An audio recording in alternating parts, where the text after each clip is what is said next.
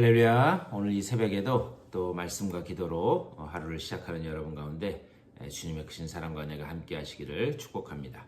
우리 이 시간 다 같이 찬송하면서 새벽 기도에 시작할 텐데요. 오늘 찬송 200장, 우리 200장, 그리고 옛날 통합 찬송가는 235장입니다. 달고 오묘한 그 말씀. 우리 새 찬송가는 200장, 옛날 통합 찬송가는 235장입니다. 달고 오묘한 그 말씀, 우리 다 같이 찬송하면서 새벽 기도에 시작하겠습니다.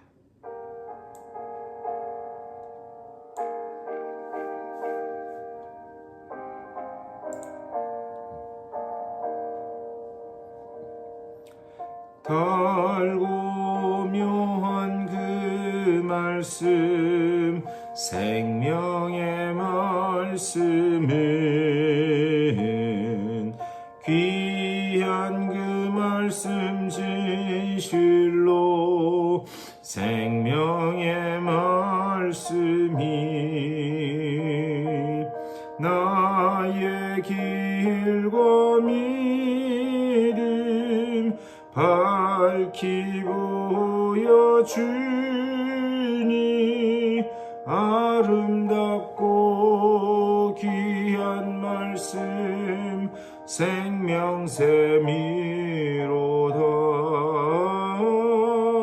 아름답고 귀한 말씀 생명샘이로다.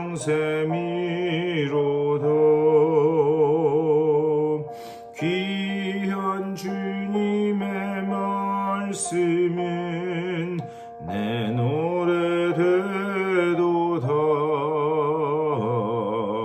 모든 사람을 살리는 생명의 말씀을 각도 없이 받아 생명길을 가니 아름답고 귀한 말씀 생명샘이로다.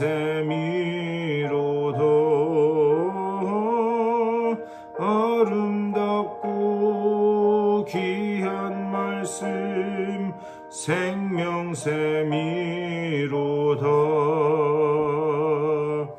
널리 울리어 퍼지는 생명의 말씀은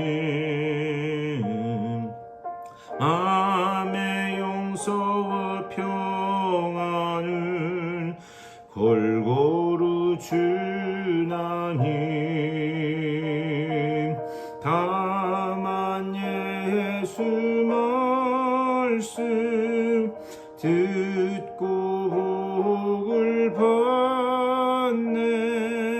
아름답고 귀한 말씀 생명샘이로다. 아름답고 귀한 말씀 생명샘이로다.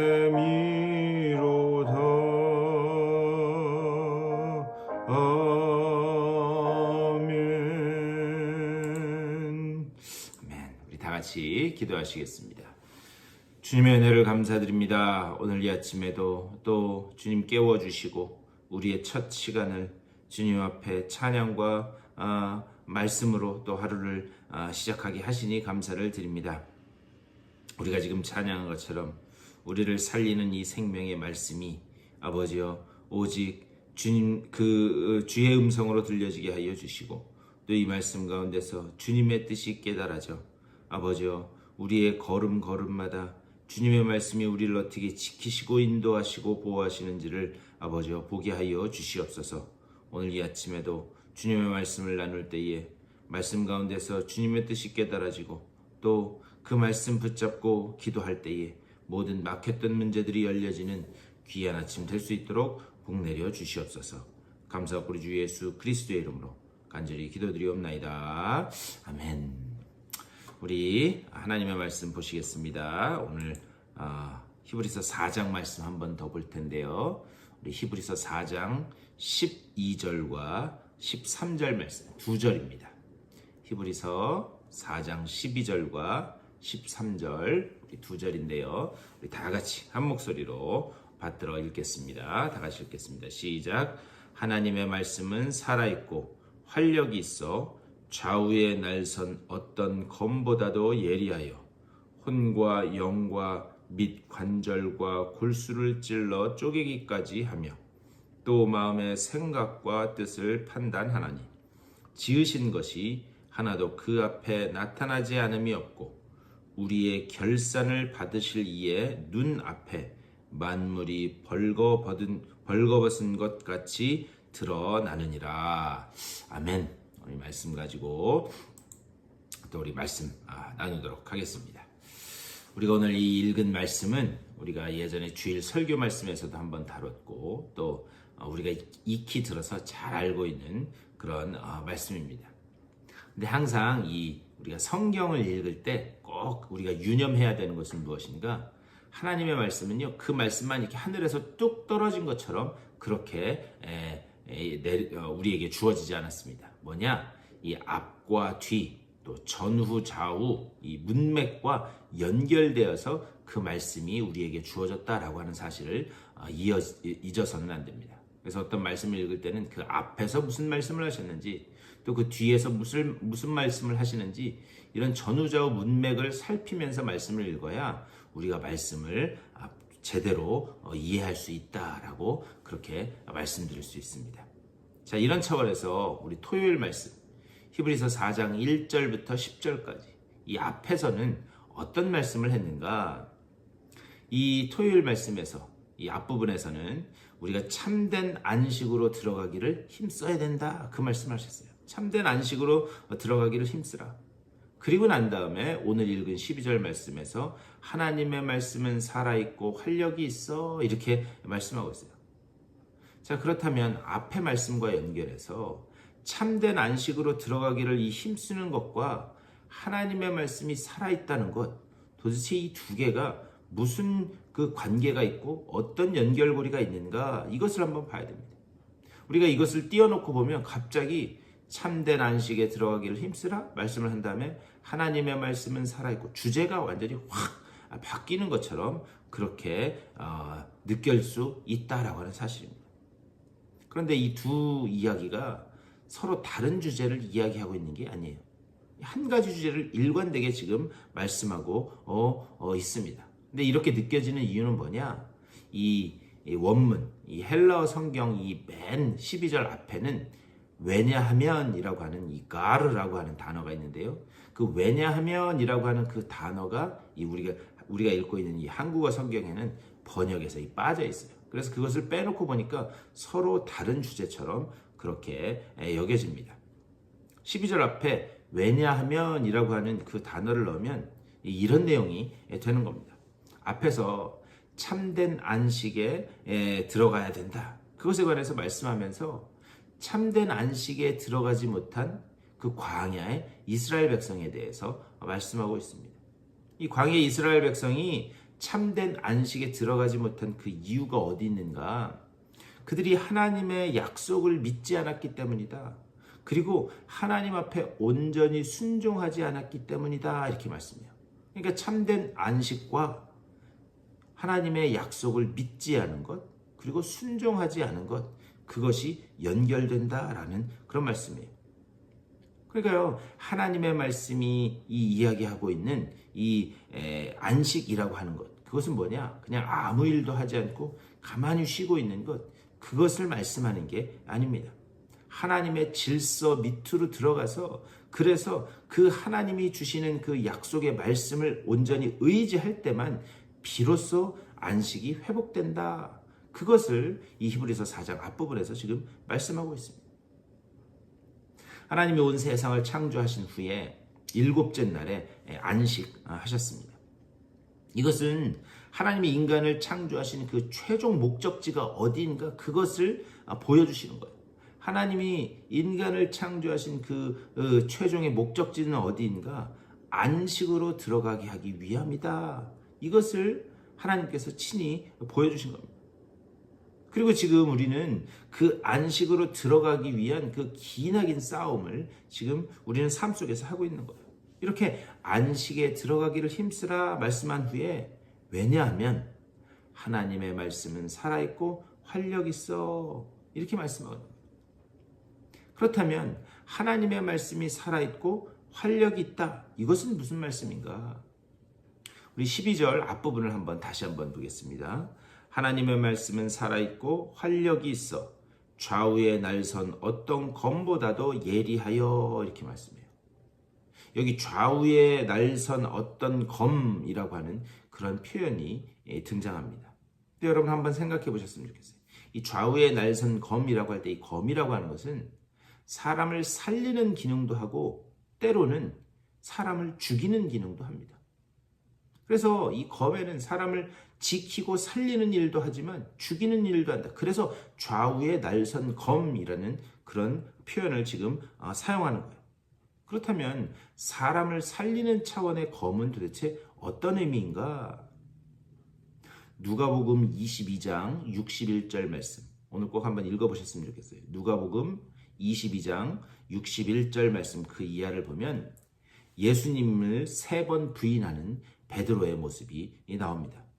베드로는 한 어떤 어린 여자 종의 그 고발에 의해서 저자가 바로 예수를 따르던 자입니다 라고 하자, 그것을 보면서 예수님을 3번 부인하는 그 모습이 나옵니다.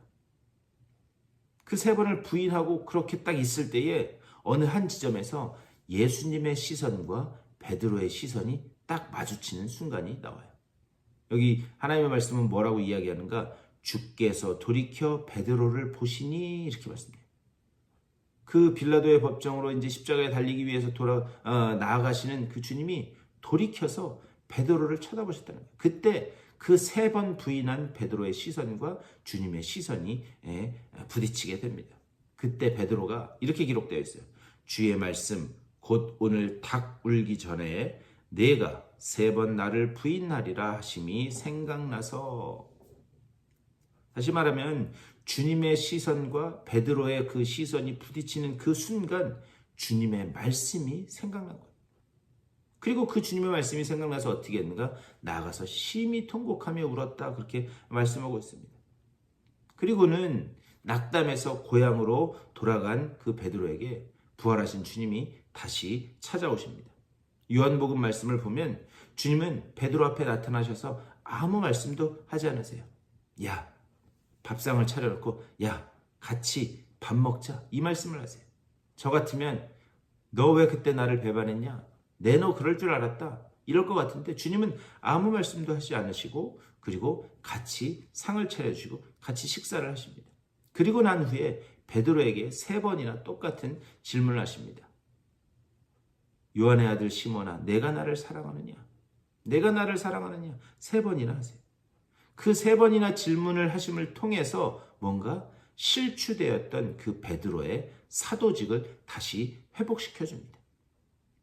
그 실추되었던 베드로의 그 사도직을 회복시켜줌으로 인해서 그가 다시 소명을 가지고 무엇인가를 해나갈 수 있도록 그렇게 이렇게 세워주세요. 결국 이 베드로는 그때 사도직이 회복되어서 어떻게 하는가? 이방인을 향한 선교의 문을 열게 됩니다. 우리는 흔히 이 이방 선교는 바울이 했다라고 그렇게 생각하는데, 이 사도행전 말씀을 자세히 잘 보시면요, 이방 선교의 문을 연 것은 베드로예요. 그가 고넬료의 집에 찾아가서 거기에서 이방인들도 복음을 받아들이는 것을 보고 그때부터 본격적인 이방인들에게도 복음을 증거하기 시작합니다. 사도 바울은 그 열려진 이방 선교의 문으로 그냥 걸어갔을 뿐이에요. 이렇게 잃었던 그 사도의 그 사명을 다시 하나님께서, 우리 주님께서 다시 회복시켜 주십니다. 결국 그 이방 선교의 문을 연 그 베드로는 나중에 어떻게 되는가? 십자가에 거꾸로 달려서, 내가 하늘을 향해서 머리를 들 수 없다 하여 거꾸로 매달려서 순교하는 그 단계까지 다다르게 됩니다. 결국 이 베드로를 살린 것은 무엇이었는가? 바로 주님의 말씀이었어요. 그리고 그가 때때로 넘어지고 그가 때때로 실수할 때마다 그를 놓지 않고 끈질기게 이끌어갔던 힘은 무엇인가? 우리 주님께서 베드로를 처음 만나셨을 때 무엇라고 말씀하시는가? 내 이름이 무엇이냐? 라고 물어보시면서 시몬입니다 라고 할 때 뭐라고 하냐? 너는 이제부터는 게바, 베드로, 너는 반석이다 라고 주님께서 말씀하세요. 주님은 그 말씀하신 대로 베드로가 넘어지고 실수하고 좌절할 때마다 주님이 말씀하셨던 대로 그를 반석으로 만들어 간다라고 하는 것을 우리는 복음서의 말씀을 통해서 볼 수가 있습니다. 결국 주님 말씀대로 그를 빚어가고 만들어 가신 것, 이것이 바로 하나님의 말씀은 살아있고 활력 있어. 결국 그 말씀이 우리를 살린다라고 하는 그 말씀을 지금 여기서 이렇게 말씀하는 거예요. 그런데 반대로 사람을 죽이는 그런 칼의 기능이 있습니다. 사람을 죽이는 기능은 무엇인가? 우리 사사기 3장 말씀을 보면 하나님의 뜻을 배반한 그 이스라엘 백성을 하나님께서 벌하시기 위해서 이방 민족을 일으켜 세우셔서 그들을 사용하시는 모습이 나옵니다. 그런데 출애굽한 이스라엘 백성이 들어갔던 그 가나안 땅은 텅 비어있는 공간이 아니었어요. 거기에는 이미 강력한 우상 문화로 자리 잡은 7 족속이 자리 잡고 있는 그런 땅이었습니다. 아마 우리 같으면 이런 생각을 할 수 있을지도 모르겠어요.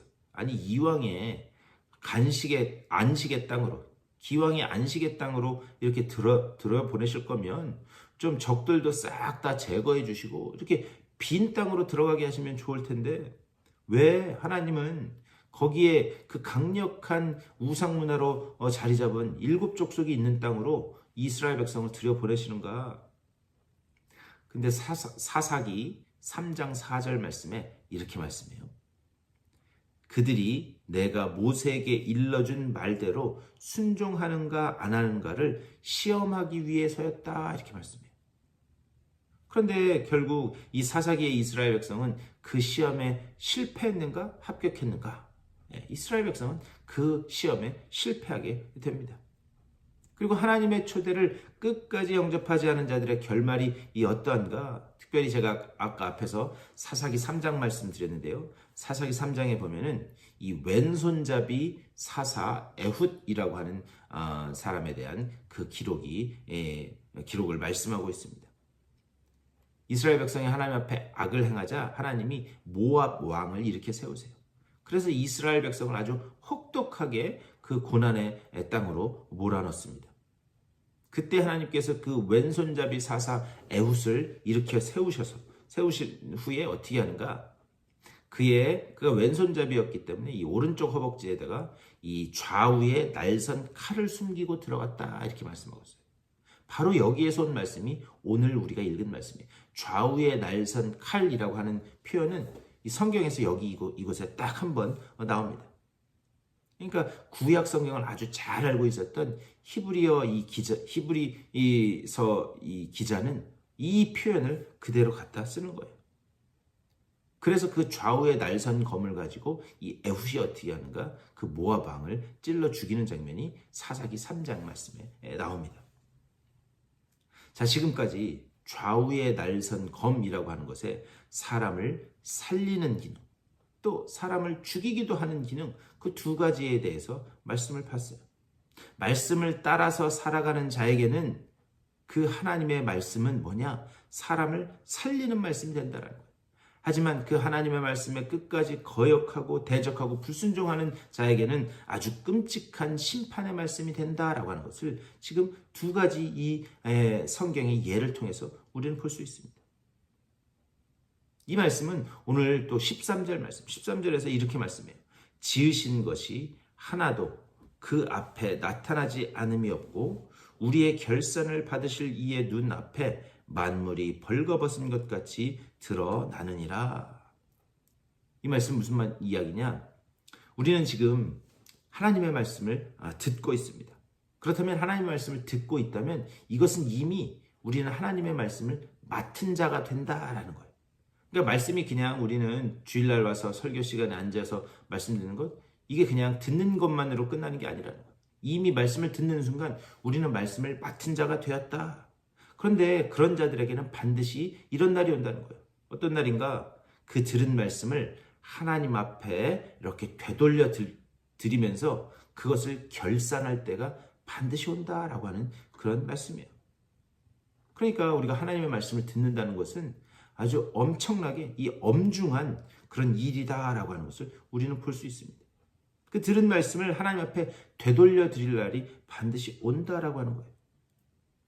하지만 이것은 이 엄중한 일이면서 반대로 우리에게 엄청난 특권이고 우리에게 엄청난 복이다라고 하는 사실을 우리는 알아야 됩니다. 왜 그런가?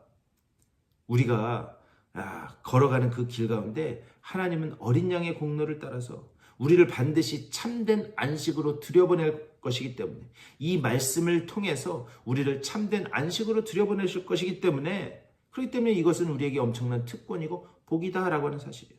그리고 우리가 그 참된 안식에 들어가기까지 우리와 함께 하시고 우리를 도우실 것이기 때문에 이 말씀을 받은 우리들에게는 엄청난 특권이고 엄청난 복이다라고 하는 사실을 여러분 깨달으실 수 있게 되기를 간절히 축원합니다.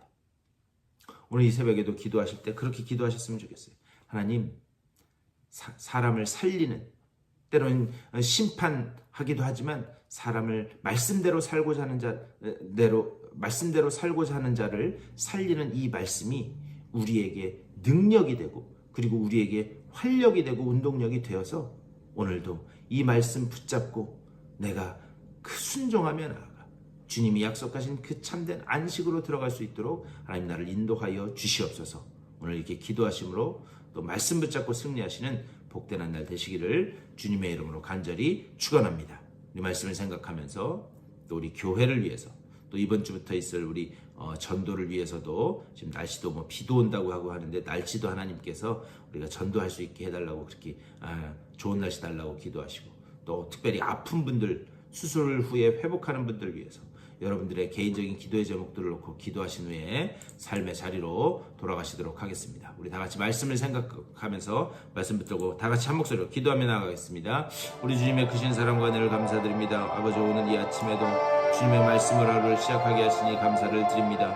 아버지요, 이 말씀 가운데 우리를 살리는 말씀, 소망과 아버지요 주님의 그 능력이 있고 운동력이 있음을 아버지요 믿습니다. 오직 이 말씀을 온전히 의지하고 그 말씀에 순종하며 나아가는 우리 모두가 될 수 있도록 인도하여 주시옵소서. 이 말씀을 온전히 순종하며 아버지 정말 주님께서 이끄시는 그곳에 아버지 한 걸음 한 걸음 주와 동행하며 나아가 아버지 우리에게 약속하신 그 참된 안식으로 들어가는 우리 모두가 될 수 있도록 주여 아버지 붙잡아 주시고 좀 인도하여 주시옵소서.